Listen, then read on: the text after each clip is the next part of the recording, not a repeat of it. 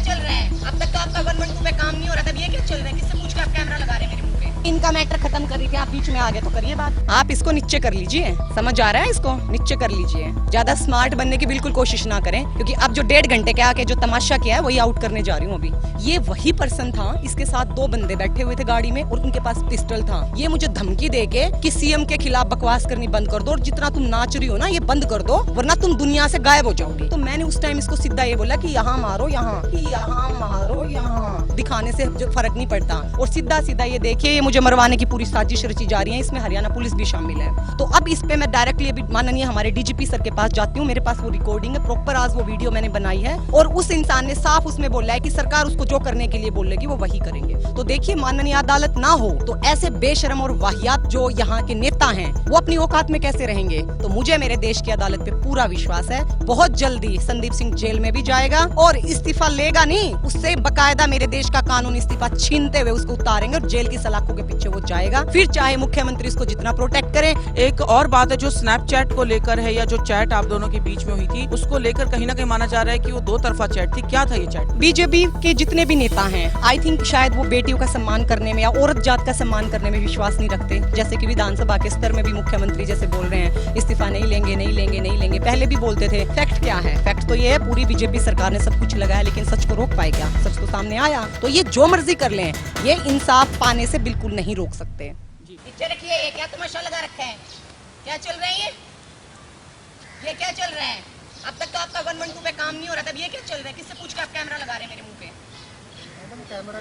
कुछ भी है, क्या कर रहे हो ये? क्यों कर रहे हो? पूछा आपने मेरे से? इनका मैटर खत्म कर रही थी, आप बीच में आ गए तो करिए बात, बोलिए, बताइए ना क्या बात है। हमला हुआ है मेरे पे अभी। हाँ, मैंने रिकॉर्डिंग कर ली है। पेज या कंप्लेंट लिखवा मैडम। ये हुआ है मैम, हरियाणा पुलिस की डीजीपी ने मेरे को जो सिक्योरिटी प्रोवाइड की थी, जो कि ये सो कॉल्ड हरियाणा के मुख्यमंत्री बोलते रहते हैं कि सिक्योरिटी हमने महिला कोच को दी है। अभी ये हुआ रिसेंटली, आप इसको नीचे कर लीजिए, समझ आ रहा है? इसको नीचे कर लीजिए, ज्यादा स्मार्ट बनने की बिल्कुल कोशिश ना करें, क्योंकि अब जो 1.5 घंटे के आके जो तमाशा किया है वही आउट करने जा रही हूँ अभी। मैं यहाँ पे एक दी टाइम्स को एक इंटरव्यू देने के लिए आई थी अभी 11:30 पे। ये हुआ है कि जो भी अभी आजकल रिसेंट चीजें चल रही हैं, ये आज मैंने वो पर्सन आइडेंटिफाई कर लिया है जो कि विधानसभा का स्तर था, जिस रात चंडीगढ़ पुलिस ने चार्जशीट दी है। ये सेम पर्सन 2 गुंडों के साथ था, जो कि इसने मुझे उस दिन भी धमकाया, डराया, पिस्टल निकाला। I was in my car and I was talking to someone nearest the Vidhansabha area ना, दैट चौक। सो वो पर्सन आया मेरे पास, मैंने कॉल किया चंडीगढ़ पुलिस को, जो कि मेरी सिक्योरिटी थी। वो तुरंत विद इन 1 मिनट आया, आके पूछा, इतनी देर में वो बंदा वहां से भाग गया। बट आज मैं यहाँ पे अभी जैसे ही मैं यहाँ से निकली, स्टेडियम से निकलने के, देखिए आप देख सकते हैं मेरी गाड़ी वहीं बीच रोड में। आज वो बंदा मैंने आइडेंटिफाई कर लिया, मैंने तुरंत फोन उठाया, आज मैंने प्रॉपर वो सारी चीजें रिकॉर्ड की हैं। ये लास्ट टाइम क्या हुआ था, अभी रिसेंटली 6 सेक्टर की बात है, जहां मैं अपना ट्रेनिंग कंप्लीट करके मेरी पर्सनल स्पेस से जा रही थी। ये सडन आया किसी स्विफ्ट डिजायर गाड़ी में, कोई हरियाणा नंबर की गाड़ी थी, और ये एकदम से शाम का टाइम था, मैं इतना प्रॉपर नंबर नहीं देख पाई। ये वही पर्सन था, इसके साथ 2 बंदे बैठे हुए थे गाड़ी में और उनके पास पिस्टल था। ये मुझे धमकी देके कि सीएम के खिलाफ बकवास करनी बंद कर दो और जितना तुम नाच रही हो ना ये बंद कर दो, वरना तुम दुनिया से गायब हो जाओगी। ये इतना ही बोला। तो मैंने उस टाइम इसको सीधा ये बोला कि यहाँ मारो, यहाँ दिखाने से जो फर्क नहीं पड़ता, ना ही मैं कोई कंप्लेंट वापस लूंगी। ये भाग गए थे, उतना सुन नहीं पाए थे। आज मैंने ये बंदा आइडेंटिफाई किया, तुरंत मैंने 112 पे कम से कम मैं 7-8 फोन कर चुकी हूँ हरियाणा पुलिस को। मेरा फोन उठा रहे हैं, जैसे ही पता चला महिला कोच बात कर रही है, मेरी पूरी बातों में बोल रहे हैं कहाँ पे हैं। मैं ताऊ देवीलाल स्टेडियम में हूँ, अभी जस्ट की घटना, प्लीज किसी को तुरंत भेज दीजिए, अदरवाइज वो यहाँ से भाग जाएंगे। तो पुलिस इंटरटेन करती रही, हम भेज रहे हैं। मैंने कम से कम 7-8 कॉल्स किए हैं पिछले 1.5 घंटे से। हरियाणा पुलिस ने पुलिस नहीं भेजी। अभी हरियाणा पुलिस के ये 112 पे अभी 7वीं-8वीं कॉल पे ये पुलिस यहाँ पे आई है। आते ही कैमरा लेके खड़े हो गए ऐसे करके। आई सेड आप पहले मैटर तो जान लीजिए, आप मैटर सुन लीजिए, आप पहले इसको कैमरा आप क्या लगा रहे हो, तो मेरी सिक्योरिटी कहाँ है? तो ये आके बदतमीजी कर रहे हैं कि चेप मत हो। ये इनकी लैंग्वेज आप सुनिए, ये कितनी गंदी। मेरी सिक्योरिटी तो देखिए बहुत टाइम से मेरे साथ नहीं है, जब से उन्होंने मेरे खाने में वो पॉइजन का वो किया था, उस टाइम के बाद से ही वो लोग कभी मेरे साथ नहीं है। मेरे पास कोई सिक्योरिटी नहीं है, और सिक्योरिटी हटने से पहले भी और बाद में भी मेरे पे बार-बार इतने हमले हो रहे हैं, मेरे पे इतना प्रेशर डल रहा है। और अभी मैंने पूरा प्रॉपर रिकॉर्ड किया, अभी आप देख सकते हैं ये जो भी आए हैं 112 से, इसके बाद ये जो भी सब इंस्पेक्टर सारे के सारे आगे यहाँ पे बदतमीजी कर रहे हैं, क्योंकि हैं भी तो हरियाणा पुलिस के, एक्सपेक्टेड क्या है इन लोगों से। तो मुझे था कि जो नए डीजीपी आए हैं, आई थिंक वो शायद कानून की रिस्पेक्ट करेंगे, जो कि पहले डीजीपी ने हर कानून का बिल्कुल पालना ना करते हुए मुझे हर हिसाब से टॉर्चर कराया है। तो देखिए ये कोई इनके पता नहीं क्या नाम है इनका, एक जो भी कांस्टेबल है, ये बड़ी बदतमीजी से आपके सामने अभी बात कर रहे थे कि चिपको मत, मेरे चेप मत हो, तो ये कैमरा लगा के बात कर रहे हैं। और मेरे को यहाँ पे अभी थ्रेट का परसेप्शन का जो मेरे को बहुत ज्यादा मेरे को इशू है। और सीधा सीधा ये देखिए, ये मुझे मरवाने की पूरी साजिश रची जा रही है, इसमें हरियाणा पुलिस भी शामिल है। देखिए बिल्कुल इस वक्त हमारे साथ महिला कोच मौजूद हैं। महिला कोच जिसके ऊपर जिस तरह का हमले की बात आज सामने आई है, आपको बता दें महिला कोच ने जो शिकायत की थी हरियाणा के मंत्री सरदार संदीप सिंह के खिलाफ यौन शोषण को लेकर, छेड़छाड़ को लेकर, उसमें जब चंडीगढ़ पुलिस की एसआईटी ने जो चार्जशीट दायर की है उसमें कई जगह ऐसा पाया गया है, बड़े खुलासे हुए हैं जिसमें मंत्री सरदार संदीप सिंह की जो बातें हैं वो कहीं ना कहीं पुलिस उनसे संतुष्ट नहीं थी। बात करने के लिए इस वक्त हमारे साथ हैं महिला कोच। जिस तरह से जो चार्जशीट दायर हुई है उसमें कई खुलासे हुए हैं, जो कई ऐसी बातें हैं, कई ऐसे एविडेंस है जो आपके द्वारा पेश किए गए, कहीं ना कहीं उस पर पुलिस जो है उन्होंने देखा कि वो सच पाए गए हैं, जबकि मंत्री की कई बातें नकारी गई हैं। जी ये पूरा जैसे आपको लगता है कि अब इससे कोर्ट से आपका रास्ता और आसान होगा जो ये चार्जशीट दायर हुई है? देखिए मुझे तो मेरे देश की माननीय अदालत पे पूरा विश्वास है, पहले दिन से विश्वास था, इसीलिए तो इतनी मुख्यमंत्री की हर कानून को तोड़ते हुए संदीप सिंह जैसे दुष्कर्मी को बचाने के लिए इतनी मजबूती से उसके सामने खड़े होते हुए मेरे साथ हर वो बुरा काम करवाने की कोशिश करवाई जा रही है, चाहे सस्पेंड करवाया जा रहा है, चाहे थ्रेट परसेप्शन है, बार बार हमले हो रहे हैं और 2-2 घंटे तक 112 से पुलिस नहीं भेजी जाती है। तो देखिए माननीय अदालत ना हो तो ऐसे बेशरम और वाहियात जो यहाँ के नेता हैं वो अपनी औकात में कैसे रहेंगे। तो मुझे मेरे देश की अदालत पे पूरा विश्वास है, बहुत जल्दी संदीप सिंह जेल में भी जाएगा और इस्तीफा लेगा नहीं, उससे बकायदा मेरे देश का कानून इस्तीफा छीनते हुए उसको उतारेंगे और जेल की सलाखों के पीछे वो जाएगा। फिर चाहे मुख्यमंत्री इसको जितना प्रोटेक्ट करें, फिर चाहे मुख्यमंत्री हरियाणा पुलिस को जितनी मर्जी उल्टी उनको स्टेटमेंट के तहत जितना मुझे टॉर्चर करवाएं कि इस पे हमला होता है। ये देखिए आज जो हमलावर थे, अभी मैं ज्यादा पीछे की बातें नहीं कर पाऊंगी क्योंकि वो ऑलरेडी सब पब्लिक डोमेन में है। अभी जो रिसेंट मेरे पे हमला हुआ है 112 पे मैं पिछले 1.5 घंटे से इतने कॉल्स कर चुकी हूँ, अभी पुलिस आई है और पुलिस के ये कोई कांस्टेबल हैं जो कि बहुत ही बदतमीजी से, देखिए अभी भी ये हंस रहे हैं, इनकी शक्ल देखिए एक बार आप, ये जो भी ये इनके बाद ये जो पहले ये हंस रहे हैं, इनकी बहुत ही गंदी और घिनौनी इनकी हंसी देखिए। और ये ऐसे वाहियात लोगों को प्रॉपर बकायदा ऑर्डर हैं। तो मैं अब जो पुराने डीजीपी थे उन्होंने तो कानून की और इस वर्दी की 1% भी इज्जत नहीं की, तुरंत उन्होंने सीएम के हिसाब से एक सिट गठित की, एक एफएफसी बनाई मुझे टॉर्चर करने के लिए। लेकिन जो रिसेंट जो नए जो डीजीपी आए हैं उनसे मैंने काफी चीजों में एक्सपेक्ट किया है कि वो मेरे ऑलरेडी मेरे जो यहाँ पे ऑफिस में जो मेरे बॉस थे वो उनके सीनियर हैं, तो मैं देखिए उनसे एक्सपेक्ट करती हूँ। बाकी यहाँ का है, यहाँ का सस्पेंशन से लेके कैमरे हटवाने से लेके और हर एक चीज में जो भी है यहाँ के आईएएस अथॉरिटी के जो ऑफिसर हैं ये सीएम को खुश करने के लिए जिस तरीके से कानून का मिसयूज कर रहे हैं, ये देखिए ये बहुत ही शर्मनाक है। और इन बेहुदा लोगों को शर्म आनी चाहिए अपनी पावर का मिसयूज करते हुए।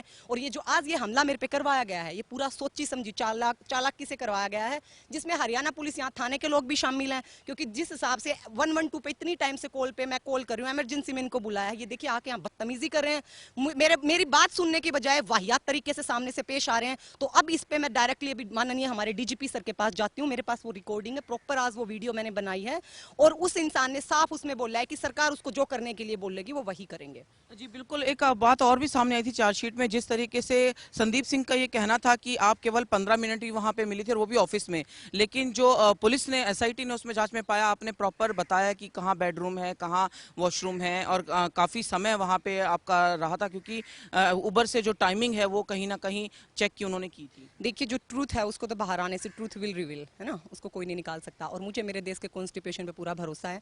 तो यहाँ बात ये हो रही है कि संदीप सिंह तो पहले दिन से अपने सारे स्टेटमेंट से मुकर रहे हैं, हर स्टेटमेंट बदल रहे हैं, प्रॉपर झूठ बोली जा रही है बार बार। जितने भी एविडेंस मैंने दिए थे और जितनी भी मैंने अपनी कंप्लेंट में जो भी मैंने अपने चाहे वो मेरे 160, 161, 62, 64 के जितने भी मेरे बयान हुए, मेरी स्टेटमेंट्स हैं, मैंने उन स्टेटमेंट के तहत मैं आज भी अपने उस पे स्टैंड पे हूँ और वो सारी चीजें पुलिस ने रिट्रीव कर ली हैं। हर एक वो फैक्ट है जो उनके हाथ में है और उसी के बिहाफ पे संगीन धाराओं के तहत उस पर चार्जशीट दी गई है। हालांकि इसमें मंत्री और कुछ गोदी मीडिया के लोग ये बोल रहे हैं कि दोनों साइड से ये रिलेशन था, ये था, तो ये सिर्फ संदीप सिंह को या मुख्यमंत्री के जो कुछ एक चहेता चैनल हैं वो काफी गलत खबरें फैलाने की पूरी कोशिश कर रहे हैं।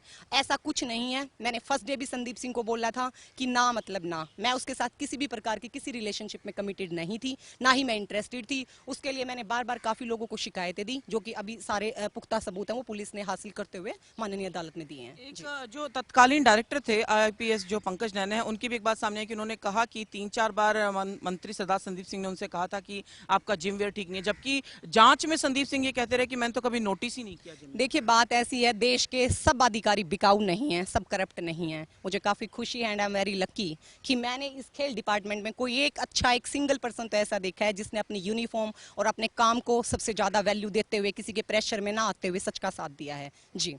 जो बाकी स्टाफ है उन्होंने भी कहीं ना कहीं कुछ ऐसी बातों पर तथ्य रखे हैं जिसमें मंत्री की जो बात है वो कहीं ना कहीं झूठ आ रही है। एक और बात है जो स्नैपचैट को लेकर है, या जो चैट आप दोनों के बीच में हुई थी उसको लेकर कहीं ना कहीं माना जा रहा है कि वो दो तरफा चैट थी। क्या था ये चैट में? देखिए दो तरफा चैट में ये था कि जो मंत्री मुझे बार बार मिलने के लिए बुलाता रहता था, हमेशा उसके सामने से वही स्नैपचैट और इंस्टाग्राम पे बार बार अपने पर्सनल ऑफिस और टाइमिंग मेरे को बुलाने की कोशिश करता था। और उसमें देखिए एक मंत्री है और मैं यहाँ पे एक एथलीट थी उस टाइम पे, मैं यहाँ अधिकारी नहीं थी। तो कोई भी लड़की एक जितना बैलेंस और जितना एक प्रोफेशनली अगर उसमें रिप्लाई करना होता है वही मैंने उसको किया है। और उसने बार बार ये सारी चीजें जितना भी उसने डिनाई किया वो सारे फैक्ट पुलिस के पास हैं अभी। जी। विधानसभा का सत्र था, दोबारा ऐसा सुनने में मुख्यमंत्री मनोहर लाल ने कहा कि हम इस्तीफा नहीं लेंगे, जबकि विपक्ष ने इस्तीफे की मांग की थी और उस टाइम चार्जशीट भी दायर हो चुकी थी सेशन के दौरान। लेकिन मुख्यमंत्री ने जिस तरह से मना कर दिया इस्तीफे के लिए, क्या कुछ कहना? मुख्यमंत्री इस देश के कानून से कहीं बड़े नहीं हैं। कानून ही इस देश में है। अगर कानून ना हो तो यहाँ पे देखिए जैसे भी ये नेता हैं, जैसे पूरी बीजेपी सरकार के नेता पहले दिन से ऐसे दुष्कर्मी को बचाने के लिए टिल उसको इतना गंभीर संगीन धाराओं में उसके ऊपर चार्जशीट हर पुख्ता सबूत पाते हुए माननीय अदालत में दी है। उसके बाद भी बीजेपी के नेता तो बड़े ही ढीठ हैं, जो कि ना बेटी विरोधी हैं, एक्चुअली औरत विरोधी हैं, ना तो औरतों का सम्मान करना जानते हैं, ना ही हमारे देश का कानून सम्मान, देश के कानून का सम्मान करना जानते हैं। तो मुख्यमंत्री देश के कानून से बड़े नहीं है। बहुत जल्दी वो भी देखेंगे, टाइम विल प्रूव, और वो देखते रहेंगे कि किस प्रकार उसने कैसे दुष्कर्मी को बचाने के लिए एक बेटी को कितना टॉर्चर किया है। बार बार हमले करवाए जा रहे हैं, बार बार उसको बगैर कोई रीजन देते हुए सस्पेंड किया गया। हरियाणा पुलिस है वो एक विक्टिम के उसके ऊपर अपनी ड्यूटी पे काम ना करने की बजाय उसको उल्टा आके उससे बदतमीजी आर्ग्यू करने पे लगे हुए हैं। तो देखिए कानून से ऊपर कुछ नहीं है। और कानून ने जितना, मुझे बहुत खुशी है अपने देश के कानून पे कि मेरे देश का कानून ऐसे लोगों को उनकी औकात अच्छे से दिखाना जानता है। बिल्कुल, देखिए चार्जशीट दायर हो गई है और अब अग्रिम जमानत याचिका भी जो है मंत्री ने डाली है। उसमें आप कैसे देखते हैं कि कहीं गिरफ्तारी की तलवार लटक रही है? देखिए गिरफ्तारी की तलवार तो जरूर लटकेगी। जेल की सलाखों के पीछे तो उसको जाना पड़ेगा और वो बिल्कुल जाएगा जेल के पीछे, चाहे उसमें कितना भी डिले हो जाए, क्योंकि मैं अपने देश के कानून की इज्जत करती हूँ और मुझे पता है मेरे देश का कानून बहुत ही तरीके से और हिसाब से जो भी कानून के हित में होते हुए चीजें होंगी वो करेंगे। तो आज नहीं तो कल जेल में तो वो जरूर जाएगा। आपको इस दौरान जो पूरा आपके जो सफर रहा न्याय को पाने को लेकर, आपको धमकियां भी मिली हैं, पैसे का ऑफर मिला है, क्या कुछ कितना कठिन रहा आपके लिए? कठिन तो देखिए इतना रहा कि कठिन ही कठिन चल रहा है। अभी भी हमला होके तुरंत मेरे पे हटा है तो काफी कठिन है। लेकिन अगर एक औरत डिसाइड कर ले कि जहां उसकी मर्जी नहीं है, मर्जी के साथ वो चाहे जिसके साथ जितना मर्जी जिंदगी में आगे बढ़े, लेकिन उसका ना का मतलब ना है। चाहे कोई उसको कितना ही प्यार से बैक आने की कोशिश करे, अगर वो प्यार से हाथ में नहीं आती है तो फिर उसको दूसरों को उसमें पार्टी बना के इन्वॉल्व करके दूसरों के तरीके से उनको एक किस्म से, जैसे संदीप सिंह है उसने बड़ी कोशिश की हायर अथॉरिटीज के ऑफिसर्स के लिए हर दिन गलत चीजें मुझे बोलने की कि आप मेरे पास आओ, उस ऑफिसर ने आपके लिए ऐसा बोला है वैसा बोला है। तो देखिए ये बहुत ही घटिया इंसान होते हैं इस मानसिकता के। तो लड़कियों को बहुत मजबूती से अपने आप पे विश्वास करते हुए अपनी लड़ाई में डट के खड़े होकर उसका सामना करना चाहिए, फिर चाहे जितना मर्जी मुश्किल दौर आए। मंत्री पद पे अभी भी बने हुए हैं, आपको लगता है कि इंसाफ ऐसे में मिल पाएगा आगे? देखिए मंत्री पद पे ही तो है और पूरी बीजेपी सरकार ने एडी चोटी का पूरा जोर लगा लिया, क्या कर पाए। माननीय जो हमारी चंडीगढ़ का पुलिस प्रशासन है उसने बेशक चार्जशीट डिले दी, काफी डिले दी प्रेशर के रहते हुए, और 376 511 जैसी धाराएं ऐड नहीं कर पाए। फैक्ट क्या है? फैक्ट तो ये है पूरी बीजेपी सरकार ने सब कुछ लगाया, लेकिन सच को रोक पाए क्या? सच तो सामने आया। तो ये जो मर्जी कर लें, ये इंसाफ पाने से बिल्कुल नहीं रोक सकते। जैसा आपने कहा 376 और 511 नहीं जोड़ी है, और कहीं ना कहीं आप और आपके वकील द्वारा आरोप तय किए जाने को लेकर जब बहस होगी तो ये कोशिश की जाएगी शायद इसे जोड़ा जाए। किन आधारों पर, ऐसी क्या घटना हुई थी इस पे 376 आप जुड़वाना? देखिए वो ऑलरेडी सब पब्लिक डोमेन में है और मैंने अपना एक चीजें मैंने पूरे इन्वेस्टिगेशन में दिया हुआ है। और इसने बार बार मेरे पे रेप अटेम्प्ट करने की कोशिश की है, जैसे कि कपड़े फाड़े थे वो भी अभी सारा उसमें डिटेल्स में है। तो ये सब करने से इसका ये नहीं होता कि 376 511 अगर प्रेशर में पुलिस ने नहीं लगाई है तो वो मेरे लॉयर उस पर डट के फाइट करेंगे। मैं खड़ी हूँ मेरे लॉयर्स के साथ में, और हम सब मिलके जो हमारे देश का कानून है हमें उनसे उम्मीदें हैं। अब तो ये मामला काफी ठीक हो चुका है काफी हद तक, क्योंकि अब मैटर मेरे देश की माननीय अदालत में है और इंसाफ वहीं से मिलेगा, वहां से एक्ट भी लगेंगे और ये जेल में भी जाएगा। सरकार क्यों जो है बैक कर रही है इतना, अभी तक इस्तीफा क्यों नहीं लिया, आपको क्या लगता है?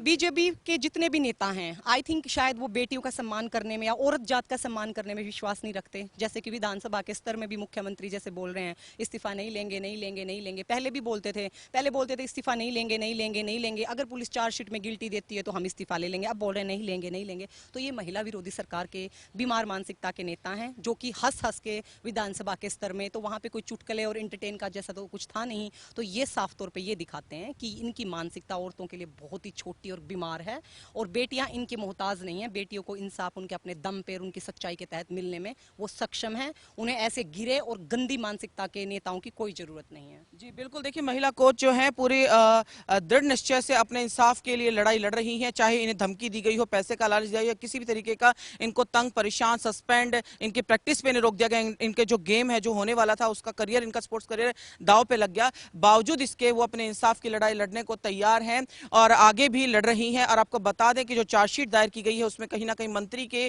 खिलाफ जो है बातें सामने आई हैं कि कहां कहां मंत्री झूठे साबित हुए हैं, उन्होंने कहां कहां जांच को गुमराह किया है और कहां कहां जो पीड़ित महिला है उसके सबूत जो हैं वो जांच में सही पाए गए हैं। पंचकुला से मेरे सहयोगी संजय के साथ पंजाब केसरी टीवी के लिए उमंग शरान। हमसे जुड़े रहने के लिए हमारे YouTube चैनल को सब्सक्राइब करें और नई वीडियो की नोटिफिकेशन के लिए बेल आइकॉन को दबाएं। अगर आप ये वीडियो Facebook पर देख रहे हैं तो लाइक जरूर करें और ज्यादा से ज्यादा शेयर करें। धन्यवाद।